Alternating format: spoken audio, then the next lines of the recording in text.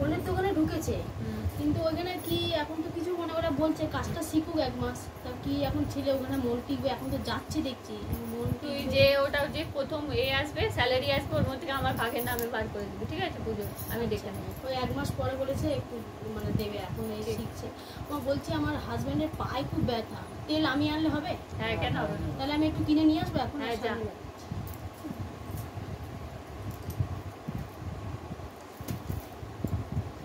আমার দোকানের জন্য করছিলাম, ওইটা সামনের সপ্তাহে আসবো, কি নিয়ে আসবো? ওই সব কথা এদের থেকে জিজ্ঞেস করবি, আমার কাছে না। আমি আসছি তেলটা নিয়ে। সংকট কাটিয়ে কি হয়েছে? একটা তো এসেছিল, হয়নি।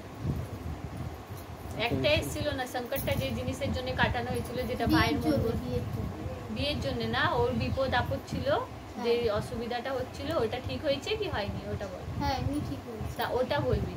বিয়ের জন্য সংকট কাটানো হয় না, আগে আপদ বিপদ কাটানো হয়, তারপর বিয়ের নামে ঝোলি ভরা হয়, হাজিরি লাগাবে, তাহলে বিয়ে হবে, এমনি বিয়ে হবে না। ठीक है, তাহলে আবার আসতে হবে। हाँ, आगे आराम से जिनका संकट कट गया उनका पहले कढ़ाई लो, बाकी का काम हम आगे करेंगे, उससे पहले हम किसी का काम नहीं करेंगे। ठीक है।